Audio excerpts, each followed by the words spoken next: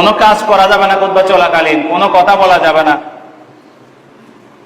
তারপরে টাকার বস্তা এটা চালানো যাবে না। জুমার দিনের একটি গুরুত্বপূর্ণ আমল হলো বেশি বেশি দরুদ শরীফ পড়া। জুমাবারে কোন সূরা তেলাওয়াত করব? সূরা কাহাফ তেলাওয়াত করব। মসজিদে এসে 2 রাকাত, কমপক্ষে 2 রাকাত নামাজ না পড়ে বসে পড়াটা, বসে যাওয়াটা, এটা সুন্নতের মারাত্মক খেলাফ। আল্লাহ তাআলা আমাদেরকে এই আমলগুলি করার তৌফিক দিন, সবাই বলি আমিন। আমাদের দেশে একটা সিস্টেম আছে, গুরুত্বের সাথে বলা হয় আপনারা 4 রাকাত ক্বাবলাল জুমা আদায় করেন। আমি যেটা বলেছিলাম 4 রাকাতকে আমি অস্বীকার করি নাই, এটা আনলিমিটেড। এটা কি কথা বলেন?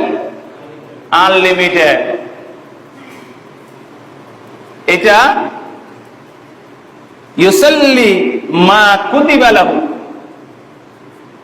খুতবা শুরু হওয়ার আগ পর্যন্ত তাওফিক অনুযায়ী 4 রাকাত। কেন 4 রাকাত পারেন, 6 রাকাত পারেন, 8 রাকাত পারেন, যত পারা যায় আদায় করতে থাকবো আমরা। এরপরে ইমামের খুতবা শোনা, গুরুত্ব সহকারে ইমামের খুতবা শুনতে হবে। ইমামের খুতবা গুরুত্ব সহকারে শুনতে হবে। ইমামের খুতবা চলাকালীন কথা বলা, কাজ করা, ইশারায় কোনো কথা বলা সম্পূর্ণ নিষিদ্ধ। কেউ যদি কথা বলে, আপনি যদি তাকে বলেন তুমি চুপ করো, ও কথা বলে যে অপরাধ করেছে, আপনি চুপ করো, এই কথা বলার কারণে আপনিও সেই অপরাধী। আপনিও কি সেই অপরাধী?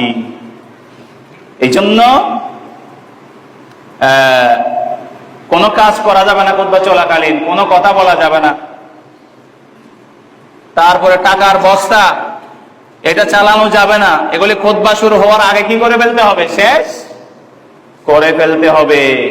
ফরজ নামাজের পরে কয় রাকাত? 4 রাকাত বাদাল জুমআ। এরপরে আপনি আরো যত ইচ্ছা করলে নফল নামাজের কোনো কি নাই, সীমা নাই, আপনি পড়তে চাইলে পড়তে পারেন। কিন্তু সুন্নাহ হলো কয় রাকাত? এখানেও কথা আছে। নবী করিম সাল্লাল্লাহু আলাইহি ওয়াসাল্লাম এই বাদাল জুমআ কখনো কখনো তিনি মসজিদে পড়তেন, কখনো কখনো কোথায় পড়তেন? বাসায়। বাসায় গেলে তিনি বাদাল জুমা পড়তেন কয় রাকাত? আর মসজিদে পড়লে 4 রাকাত।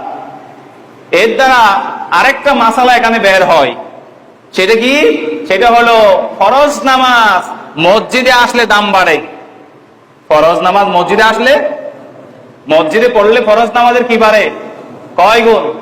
27 গুণ। কয় গুণ? সুন্নাত নফল এগুলি বাড়িতে পড়লে দাম বাড়ে। মসজিদের 4 রাকাতের সমান গড়ের 2 রাকাত। জুমার দিনের একটি গুরুত্বপূর্ণ আমল হলো বেশি বেশি দরুদ শরীফ পড়া। বেশি বেশি কি পড়া?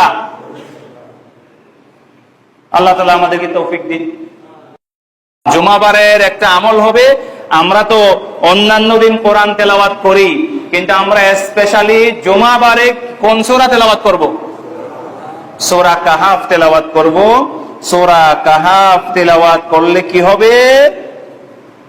আল্লাহ তাআলা এই জুমা থেকে পরবর্তী জুমা পর্যন্ত তেলাওয়াতকারীর জন্য মধ্যবর্তী সময়টাকে নূরে উদ্ভাসিত করে দিবেন।